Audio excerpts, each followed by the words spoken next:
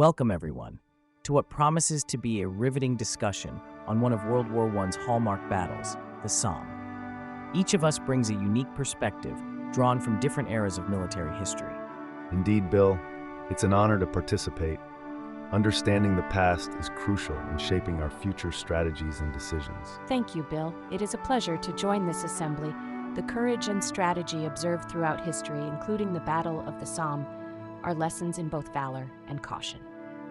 I am grateful for the opportunity to share insights from the era of the samurai. The strategic nuances of the Somme offer significant learning. It's an essential gathering. Modern warfare owes much to historical battles like the Somme, learning from both their genius and their tragedies. Thank you, Bill. While I may hold a traditionalist view, I acknowledge the importance of understanding the Somme's complexities. It's a battle that reshaped our military approach. Let's dive in. Our first topic delves into how the military strategies at the Somme compare to ancient tactics. The stark difference in warfare approaches is enlightening, yet there may be underlying similarities. The fundamentals of conflict remain constant: territory, power, and survival. Our modern interpretations are just iterations of these ancient engagements. True, Jacob. Yet the ethos of combat was different. For us, the battlefield was about honor as much as strategy. Honor is vital, Alethea, but the introduction of trench warfare at the Somme evolved from pragmatic defense mechanisms hardly seen in ancient tactics. Indeed, Archie. But let's not overlook the importance of adaptability and evolution in tactics, something the samurai understood well in the face of firearms. Both valid points. However, the scale and technology of modern warfare have stretched the bounds of ancient tactics beyond recognition. The key now is adaptive strategies. An excellent start to our discussion. The evolution from ancient to modern tactics underscores the significant shifts in military thought and application. Let's keep these perspectives in mind as we move forward.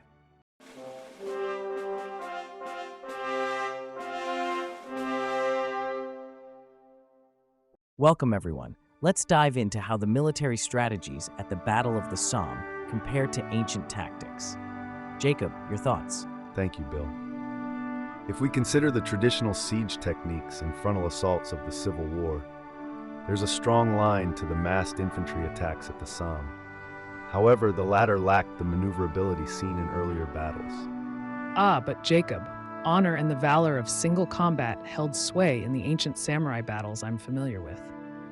There was strategy, but personal heroics were highly valued, quite unlike the impersonal slaughter at the Somme. I have to interject.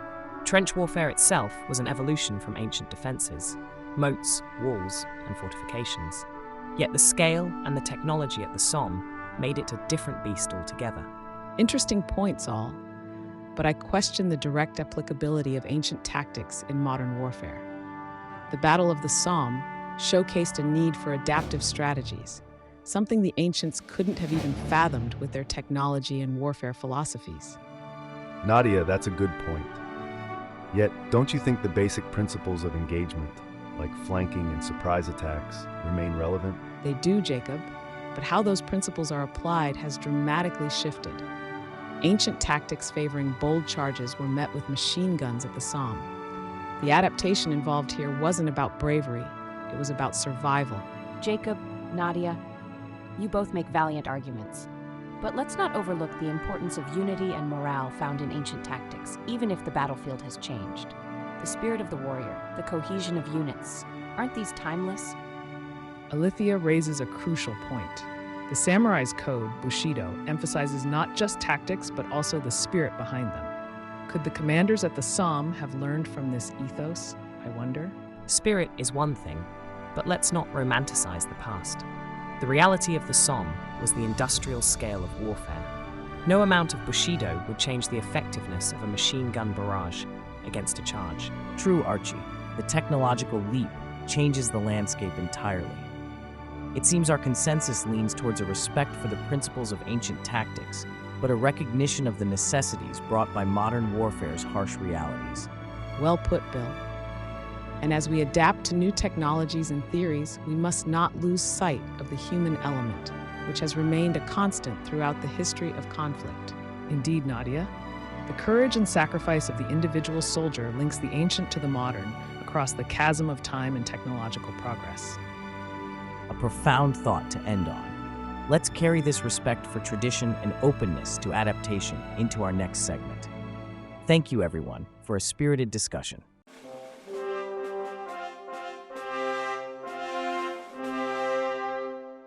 Let's pivot to the integration and impact of technology in warfare, specifically at the Somme. The artillery dominance we saw was unprecedented.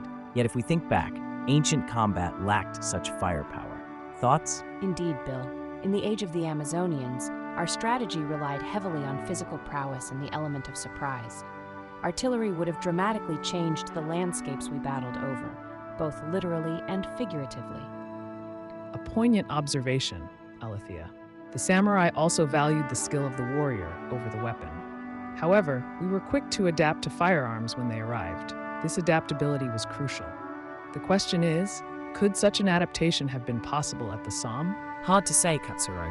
The rapid machine gun fire decimated infantry charges during the Somme. Traditional charges, a staple in both your cultures, would have been, and frankly were, futile. It's a stark reminder of the brutality of modern warfare. That's a critical point, Archie. Adaptation in methodology is one thing, but the scale of technological advancement during World War I was another beast entirely. Neither conventional siege tactics nor honor-bound charges could withstand the industrialized killing machines. Yet, one can't help but wonder if some ancient strategies could have been adapted. Siege weapons, like catapults or trebuchets, were essentially ancient artillery. Not comparable in firepower, obviously, but the strategic principle of breaking enemy defenses from afar remains consistent. It's an interesting concept, Jacob, but let's bear in mind, artillery at the Somme wasn't just about breaking lines. It was about obliterating trenches, creating no man's land, and psychologically battering the enemy before ground troops even engaged. Acknowledged, Bill. Psychological warfare was indeed an aspect of ancient combat, though executed differently. Imagine if we had access to such firepower. Perhaps the strategies would naturally evolve to incorporate it while maintaining our principles. Perhaps, Alethea. Evolution in warfare is constant, yet the Somme was more of a revolution. The gap might have been too wide for immediate adaptation without significant prior exposure. Yet, it's that immediate, brutal lesson the Somme taught us about the necessity for rapid adaptation in military technology and strategy. We're still learning it.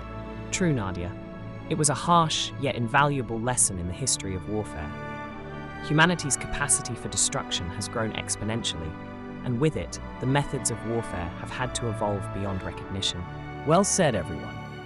It's clear that while the spirit of adaptability might bridge ages, the scale of technological advancement during wars like the Somme created chasms that weren't so easily crossed.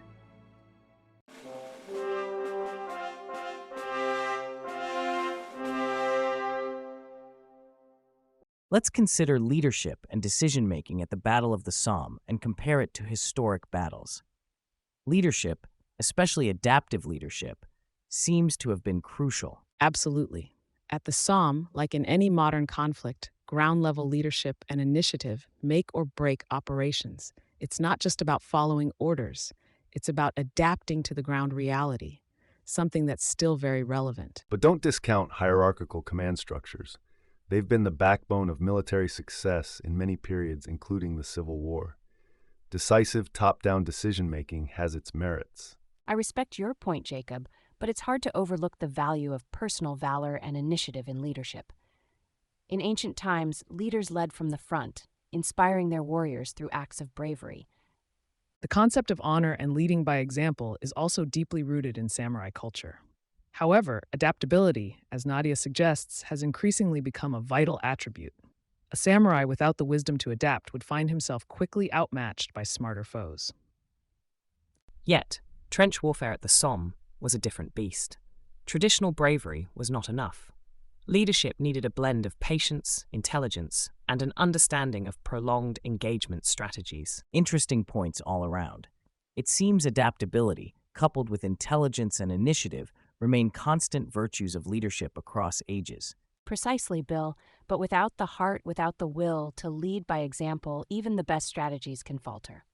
Acknowledged Alethea.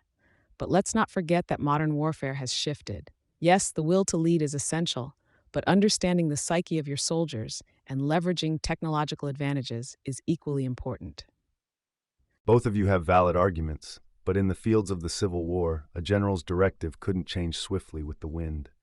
Orders had to be decisive, and sometimes that inflexibility was what held the line. Decision-making in battle, like in life, requires a balance. The Bushido teaches us about the middle way, neither too rigid nor too yielding. At times, we must be as adaptable as the wind and as steadfast as the mountain. It's worth noting, though, adaptability shouldn't lead to recklessness. At the Somme, some initiatives led to disastrous outcomes due to haste and lack of thorough planning. A fine line between boldness and recklessness, indeed. Leadership, whether in the trenches of the Somme or the battlefields of the past, seems to demand a delicate balance of qualities: adaptability, initiative, and decisiveness, tempered with wisdom and caution. Exactly, Bill. The essence of leadership might not have changed much over the centuries, but the context in which it is applied certainly has. Today's leaders can't afford to ignore the lessons of the past. Well said, Nadia. The wisdom of the past, combined with the knowledge of the present, is what will lead the leaders of tomorrow. A thoughtful conclusion to our discussion on leadership. Thank you, everyone, for your insightful contributions.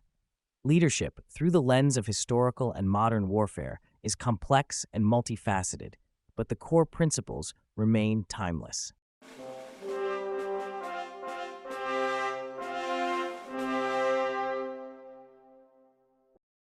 Let's delve into the psychological aspects of warfare, focusing on the Battle of the Somme. Archie, your experience in WWI trench warfare offers a unique perspective here. Indeed, Bill. The psychological toll on soldiers during the Somme was unprecedented. Continuous bombardment, the sight of no man's land, and the constant presence of death wore down men's spirits. It was a battle as much of the mind as it was of strategy. I have to emphasize what Archie is touching on. Modern warfare, with its advancements, has only intensified psychological operations. The U.S. Marines understand that morale can be the tipping point in prolonged conflicts. PSYOPs, as we term it, plays a crucial role in undermining the enemy's will to fight. Interesting, Nadia. The concept of combating an enemy's psyche isn't foreign to the samurai. The way of the warrior, or Bushido, prepares the mind for battle as much as the body. Though, I believe there's a stark contrast in how we view the preservation of one's spirit. The inner turmoil of facing death was considered an honor, a far cry from Western perceptions. The discussion brings to light how universal the challenge of morale has been across cultures and epochs. In Themyscira, we trained physically and mentally to endure hardships. However, the emphasis was on unity and belief in our cause, which I find parallels in what all of you have shared.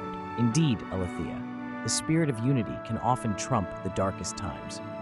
But I'd like to pivot slightly and discuss deception and intelligence, both of which are pivotal in maintaining high morale.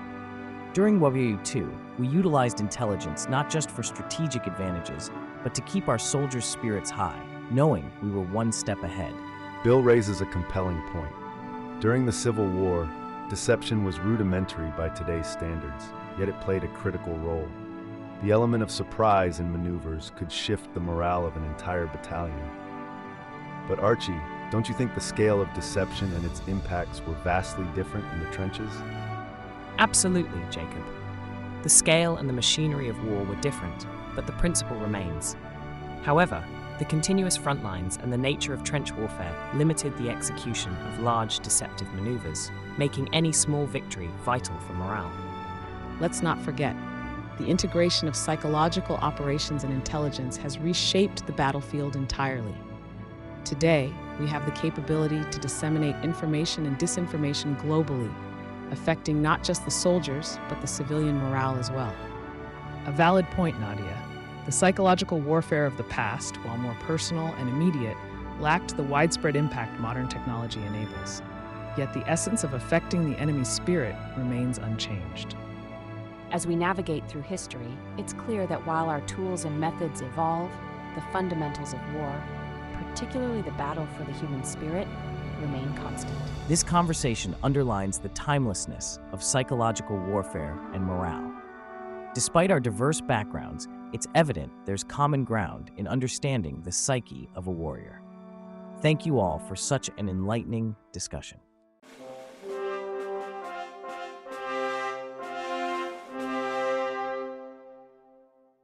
Let's delve into the theme of siege tactics, a crucial aspect of the Battle of the Somme, but also a significant historical strategy. Jacob, perhaps you could kick us off by drawing some parallels with the sieges of the Civil War? Certainly, Bill. The Civil War, much like the Somme, showcased protracted sieges such as Vicksburg, highlighting the destructive nature of drawn-out engagements. The Somme, with its entrenched positions, mirrors this aspect, revealing the attritional warfare that defines both conflicts. Yet ancient sieges, from my perspective, placed a higher value on encirclement and blockade, aiming to starve out the enemy. The Siege of Troy, for example, blended direct and indirect approaches. This strategy necessitated profound patience and strategic foresight, something echoed in the Somme, albeit with the tragic addition of modern artillery. It's important to note, however, that the tactics of trench warfare during the Somme were a far cry from ancient siege tactics. Trench warfare was more about survival and attrition than strategic encirclement. Plus, the advent of artillery changed the game entirely, making any siege far more lethal. Archie makes a crucial point about technology, yet the fundamental aim of sieges, to demoralize and deplete, remains consistent. What intrigues me is the innovation in tactics at the Somme, evolving out of necessity, reflecting a form of adaptability that, while different in execution, aligns with historical precedents. Honoring tradition, yet acknowledging the undeniable shifts war demands, reflects the samurai's principle of adaptation. The siege mentality, focusing on endurance and the moral, spiritual, and physical depletion of the enemy, shares its core with the Bushido code. Yet, the indiscriminate nature of artillery warfare at the Somme contrasts sharply with the honor-based confrontations of the past. Katsuro, that's an insightful point. The shift from honor to efficiency in warfare is stark. Yet sieges, ancient or modern, share the tragic toll on both besieger and besieged, a truth universally acknowledged in our military histories. I must interject, though, on the matter of honor.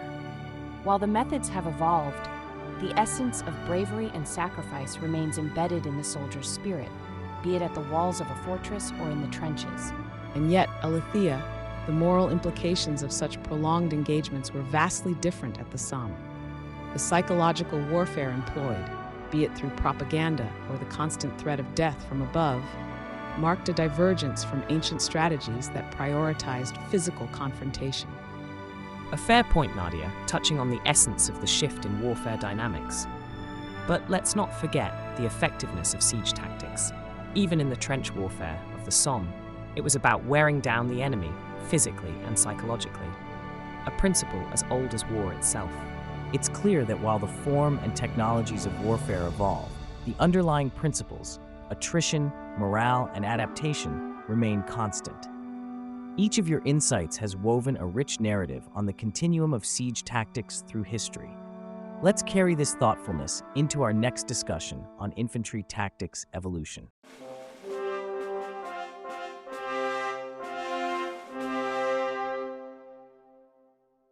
Let's discuss the evolution of infantry tactics, particularly how the lessons from the Somme compare with earlier periods. It's clear that WWI marked a significant shift, wouldn't you agree? Absolutely. If you look back at the Napoleonic era, line infantry tactics dominated.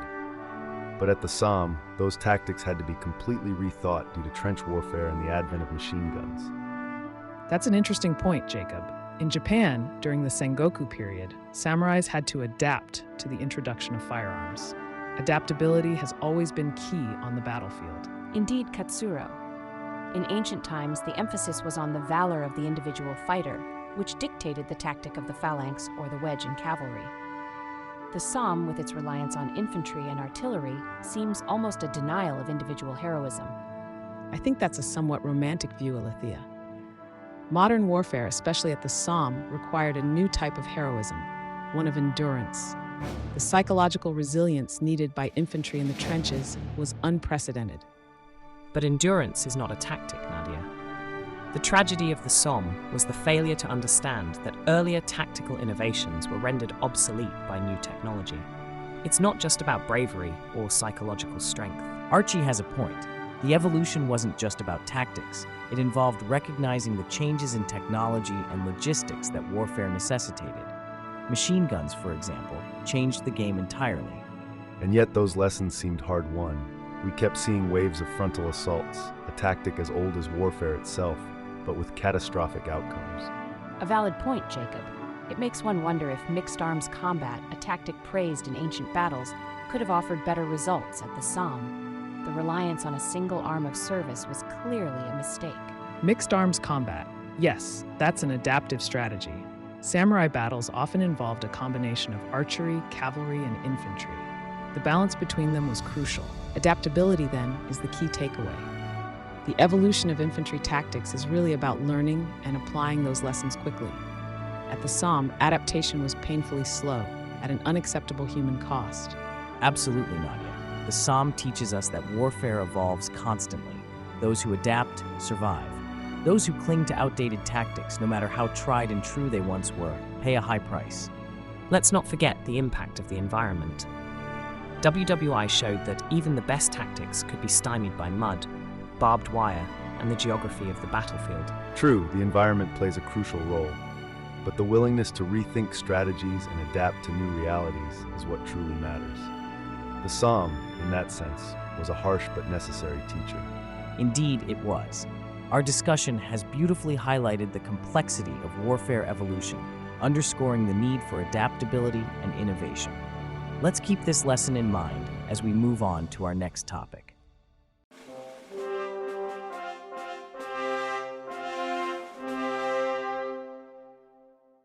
Let's shift our conversation to a pivotal aspect of military history, the role and decline of cavalry. The Somme witnessed an iconic shift. Archie, your experience in WI undoubtedly provides a unique perspective on this. Indeed, Bill. The Somme was emblematic of the significant limitations cavalry faced in modern war. The advent of machine guns and trench warfare rendered traditional cavalry charges not just obsolete, but suicidal. Yet, there's an elegance, a mobility to cavalry that I find unreplaceable. I respect that perspective, Archie, but I'd argue that modern mechanized units and air support essentially fulfill and surpass the roles once held by cavalry. Mobility hasn't diminished, it's evolved. The principles remain, the application has changed. There's truth in both stances. In the Civil War, cavalry was indispensable for reconnaissance, raids, and even in pitched battles. Its decline isn't about obsolescence, but rather adaptation to the changing face of war. If I may, the samurai's relationship with their mounts was more than functional. It was spiritual. A horse wasn't just a vehicle of war, but a companion. This bond, I believe, epitomizes the essence of cavalry, which modern machines cannot replicate. Katsuro makes an excellent point about the bond between warrior and mount. In Themyscira, our horses are as much a part of our society as any warrior. Yet I acknowledge, Nadia, the effectiveness of modern equivalents. But let's not forget the value of that living connection, which also inspires troops.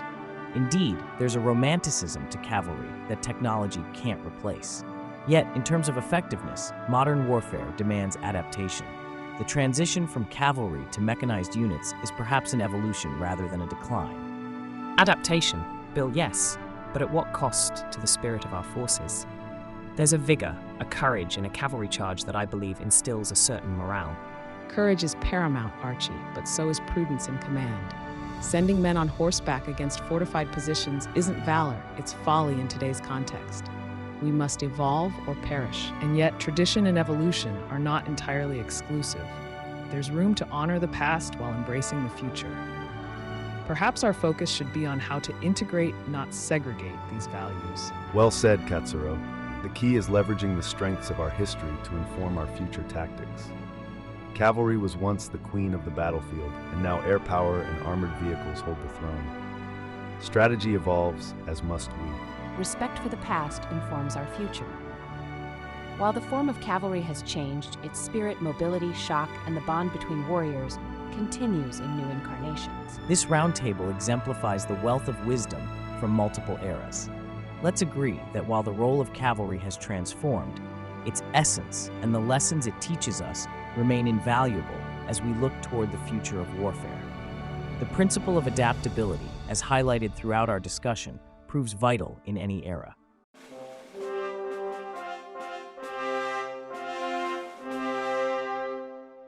Let's delve into the vital role of logistics in warfare. It's fascinating how innovation shaped supply chain management during World War II, but the principles really aren't all that new. True, Bill. The complexity of logistics in modern warfare is astounding. However, I think it's crucial to appreciate the logistical innovations brought about during the Battle of the Somme. The sheer volume of supplies needed on a daily basis was a logistical nightmare, yet they managed. While that's a fair point, Nadia, I must emphasize the logistical challenges we faced in World War I were of an unprecedented scale. The Somme, in particular, showed us the importance of railroads and roads for movement, but also our dire lack of adaptability in the face of such a protracted battle. Interesting you say that, Archie, because in ancient times we relied more on the land itself. Supply strategies were about foraging and living off what the terrain could provide. It required immense knowledge of the land and a flexibility modern armies could learn from. No doubt, Alethea, your methods were efficient for your time. But let's not forget the Civil War introduced the concept of total war, and with it, a logistical network that spanned continents. The logistics of supplying vast armies over such distances were revolutionary. All of you bring up valid points. However, from a samurai perspective, the importance of logistics was not just about supplying armies. It was also about the speed and efficiency of communication between units and their commanders. The Battle of the Somme could have benefited from the swift dispatches we used in our times. Katsuro, that's an excellent insight. The evolution of logistics from ancient times to the modern era highlights a blend of innovation and tradition. Yes, and let's not overlook the human element in logistics. Morale and mental health supplies, like letters from home, were as crucial as bullets and beans at the Somme. That's a sentimental but accurate observation, Nadia. However, I'd argue that the primary focus should always remain on the strategic distribution of material. Emotional support, whilst important, is secondary to operational needs. I must respectfully disagree, Archie. In my time, the morale of our warriors was paramount. The heart and spirit of a warrior are just as crucial as their sword. Neglecting the human aspect weakens the very fabric of an army. Seeing eye to eye with Alethea here. The Civil War taught us the hard lesson that a well-fed and motivated soldier is worth 10 who aren't. Logistics isn't just about supplies, it's about keeping the fighting spirit alive. Exactly, Jacob. The spirit of the warrior, the Bushido, emphasized not just the physical readiness for battle, but also the mental and moral preparedness. Supplies are essential, but so is the spirit. These perspectives underscore the multifaceted nature of logistics in warfare. It's clear that logistical strategies have evolved, but the core principles, efficiency, adaptability, and morale, remain unchanged. It's about balancing the material with the human spirit.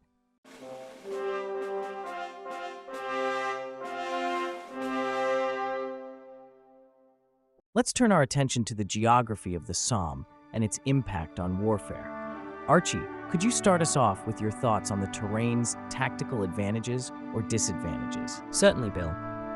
The Somme's undulating terrain created natural vantage points for the defending forces, but it also significantly hampered movement, especially under the constant threat of artillery fire.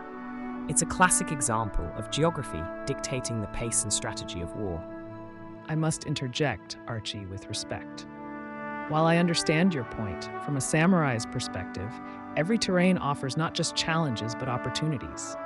In Japan, we learned to use even the most difficult terrain to our advantage, employing guerrilla tactics and using the land itself as a weapon against our enemies. Katsuro makes an excellent point about embracing the land. In ancient battles, understanding and using the terrain was paramount. We valued the high ground, but we also knew the power of waterways, forests, and even the impact of weather on the battlefield. All valid points, but we can't overlook how modern warfare has evolved to adapt to diverse terrains. Today, technological advancements like aerial reconnaissance and satellite imagery have somewhat diminished the traditional tactical advantages of terrain. That's an interesting perspective, Nadia. But history tells us that no amount of technology can entirely negate the importance of understanding the land. During the Civil War, we too had to learn to adapt quickly, often with devastating consequences when we failed. It's fascinating to hear how each era had to approach terrain in its unique way. Alethea, could you expand a bit on how ancient battles leveraged terrain differently compared to something as mechanized and modern as the Battle of the Somme? With pleasure, Bill. In ancient times, without the mechanized advantages of the 20th century, the strategic selection of battlegrounds was critical. We sought terrain that would maximize the effectiveness of our phalanxes and chariots, but also allow for quick retreats if necessary. River crossings, mountain passes, and even dense forests could be turned into deadly traps for an unwary enemy. Alethea highlights an age-old truth. The land itself has always been a powerful ally or a fearsome foe. Though, I must stress, at the Somme, the muddy, cratered no-man's land turned what might have been advantageous positions into nightmarish death traps. Indeed, Archie, the terrain at the Somme represented a brutal combination of natural and man-made challenges. Nadia, do you think modern military strategies have become too reliant on technology to navigate such challenges? It's not about reliance, Bill, but about enhancement. Technology allows us to foresee and adapt to the terrain in ways unimaginable to past generations. Yes, the fundamental understanding of terrain is crucial, but we shouldn't underestimate the value of integrating technological tools to augment our strategies. There is wisdom in blending tradition and innovation, Nadia, acknowledging the importance of terrain while utilizing every available tool to master it is a balanced approach. Our discussion reaffirms one thing. No matter the era, victory often comes down to who better understands and adapts to the field of battle. A universal truth across all ages. Well said, Jacob. As our time on this topic comes to a close, it's clear the role of terrain in warfare remains a constant, critical factor, from ancient times through the Battle of the Somme and into the present day. Let's carry these insights forward as we head into our next segment.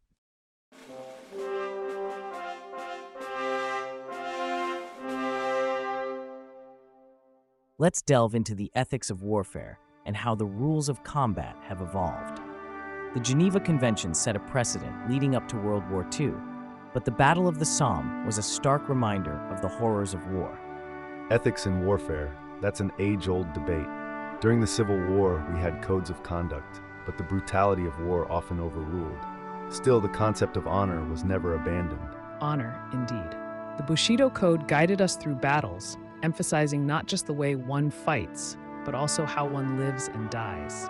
It's a holistic approach that I fear was overshadowed by the mechanization and impersonality of World War I. The moral considerations in Amazonian warfare always prioritize the protection of the innocent and the pursuit of justice. It seems the industrial scale of battles like the Somme made such principles harder to adhere to. It's a challenge indeed. Modern warfare requires us to constantly reevaluate the ethics of combat. Psychological operations, drone warfare, cyber attacks, they all test the bounds of the laws of war in ways the architects of the Geneva Conventions couldn't have anticipated.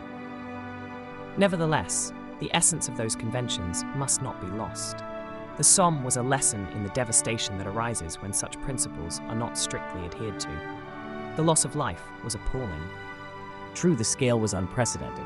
It forces us to question, how can we maintain humanity in the inhumanity of war? Precisely. And it's about ensuring that soldiers know they're not just tools of warfare, but hold a personal responsibility towards upholding these ethical standards. An important point, Nadia.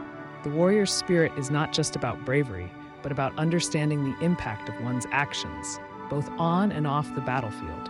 I can't help but agree. Knowing where to draw the line is crucial. Sometimes, though, in the heat of battle, that line can become blurred. Which is why the role of leadership is paramount. Leaders must exemplify ethical conduct, guiding their warriors to not only fight effectively, but honorably. I've seen my fair share of ethical dilemmas during the war. It's a constant battle between strategic advantage and doing what's morally right. Indeed, Archie. As warfare continues to evolve, so must our conversation around ethics. we cannot let technological advancements outpace our moral compass. It's a dialogue that must continue, with forums such as this playing a key role. Understanding the past, like the Somme, helps us navigate the complexities of modern and future conflicts. Well said, Nadia. And with that, we encapsulate the essence of this discussion. The Somme, with all its horrors, serves as a reminder and a lesson for the future of ethical warfare. Let's carry this wisdom forward. A fitting conclusion, Bill. May the warrior's honor and the laws of war always guide us toward justice and peace. Indeed, Katsuro. May we forge a path that honors those who came before us and protects those who will follow.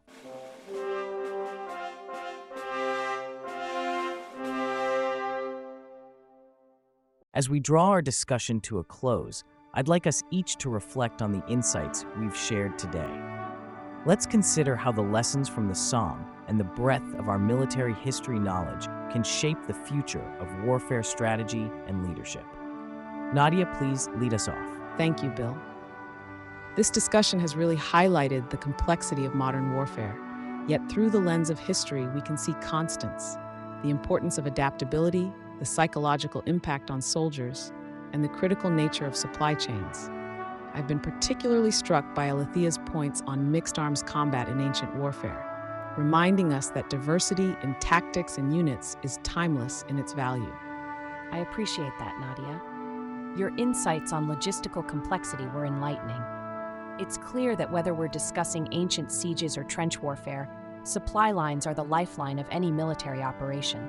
Jacob, your contrasting of Civil War cavalry with the limited role of cavalry at the Somme was a striking reminder of how technology drives change in warfare. Indeed, Alethea.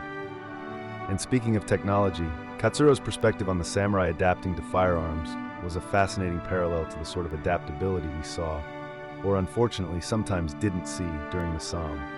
It's a cautionary tale of the need to evolve or be left behind. Thank you, Jacob. I must express my respect for Archie's elucidation on trench warfare's effectiveness. Though our backgrounds in military strategy diverge significantly, I see the importance of understanding and respecting the terrain, a principle that transcends eras. That's very kind of you, Katsuro. And while I've been skeptical about comparing ancient and modern tactics directly, Nadia's arguments for the universality of certain strategies, regardless of the era, have been quite compelling. It's clear that leadership and adaptability, themes Bill kept us focused on, are indeed timeless. It's encouraging to see such a rich exchange of ideas. Our discussion underscores not just the horror of conflicts like the Somme, but also the enduring lessons they offer. Warfare may evolve with technology, yet the core principles of strategy, leadership, morale, and adaptability remain unchanged. Let's carry forward the respect and openness we've shared here into our ongoing study of military history and its implications for future conflicts. Thank you, everyone, for a truly enlightening discussion.